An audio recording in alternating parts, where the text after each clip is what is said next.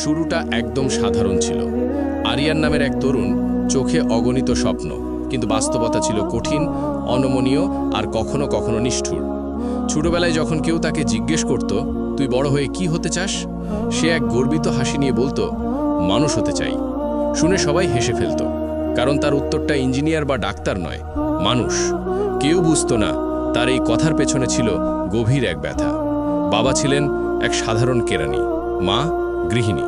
দুজনেই চেয়েছিলেন ছেলে অন্তত একটা ভালো চাকরি পাক, যেন সংসারের ভার হালকা হয়। কিন্তু আরিয়ানের ছিল অন্য স্বপ্ন। সে নিজের কিছু করতে চাইত, এমন কিছু যা একদিন তার বাবা মাকে গর্বে কাঁদাবে। কিন্তু পৃথিবী তো স্বপ্নবাজদের খুব একটা সহজে জায়গা দেয় না। গ্র্যাজুয়েশনের পর সে এক ছোট সফটওয়্যার কোম্পানিতে কাজ পায়। প্রথম দিকে সবকিছুই ভালোই চলছিল। সকাল 9টায় অফিস, রাত 9টায় বাসায় ফেরা, তারপর মায়ের রান্না, বাবার মুখে হাসি। কিন্তু একদিন অফিসে হঠাৎ ঘোষণা এলো, কোম্পানি ডাউনসাইজিং করছে, অর্থাৎ কিছু কর্মীকে ছাঁটাই করা হবে। আরিয়ান ভেবেছিল সে নিরাপদ, কারণ সে পরিশ্রমী, সৎ, সময় মতো কাজ জমা দেয়। কিন্তু বাস্তবতা আবারও তাকে ভুল প্রমাণ করল। ম্যানেজার বলল, sorry Aryan, it's not about your work, it's just business. সেই দিন বিকেলে হাতে একটা খাম, তাতে লেখা টার্মিনেশন লেটার। বাইরে বৃষ্টি পড়ছিল।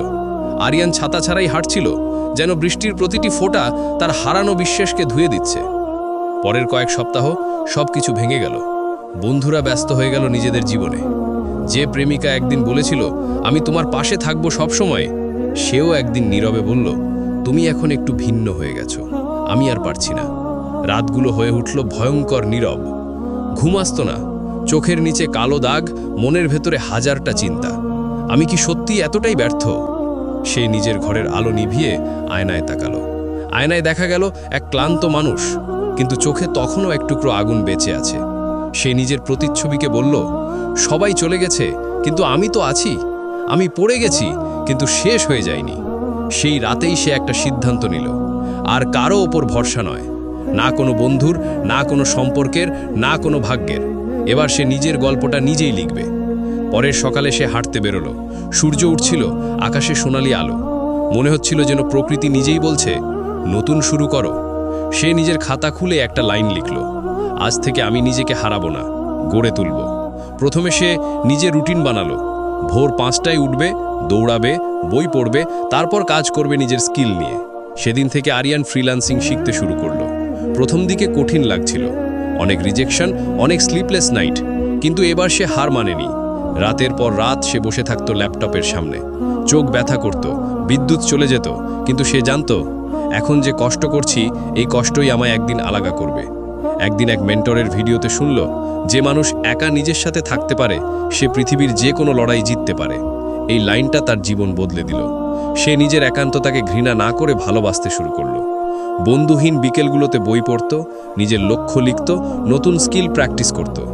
মাসের পর মাস সে উন্নতি করল। প্রথম কাজ পেল $50। সেদিন মা বললেন, তোর মুখটা আজ আলাদা দেখাচ্ছে রে, তুই খুশি? আরিয়ান শুধু হেসে বলল, মা, একটু একটু করে ঠিক হয়ে যাচ্ছি। 2 মাস পর এক পুরনো বন্ধু রাস্তায় দেখে বলল, তুই তো হারিয়ে গেছিলি। আরিয়ান হেসে বলল, না, আমি খুঁজে পেয়েছি নিজেকে। এবার সে শুধু কাজ করে না, নিজের জীবন নিয়েও কাজ করে। রাতের নিস্তব্ধতায় লিখে রাখে প্রতিটি দিনের অর্জন। সকালে উঠে প্রতিজ্ঞা করে, আজ গতকালের থেকে একটু ভালো হব। 1 বছর কেটে গেল। আরিয়ান এখন একজন সফল ফ্রিল্যান্সার, নিজের ছোট স্টার্টআপ গড়ে তুলেছে।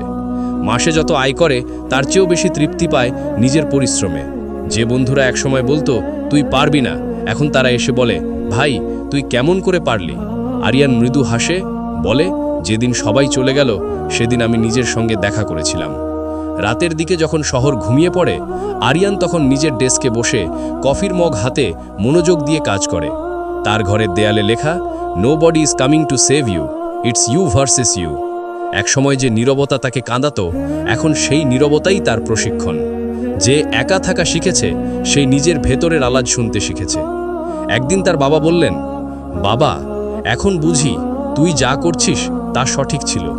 মা চোখ মুছে বললেন, আমার ছেলে আবার হাসছে, এটাই আমার সবচেয়ে বড় অর্জন। আরিয়ান মাথা নিচু করে হাসল, কারণ সে জানে এই হাসির পেছনে কত রাতের পরিশ্রম, কত অশ্রু, কত নীরব লড়াই লুকিয়ে আছে। সে বুঝে গেছে, একা থাকা দুর্বলতা নয়, এটা এক প্রকার শক্তি। কারণ যে নিজে দাঁড়াতে পারে তাকে কেউ ফেলে দিতে পারে না।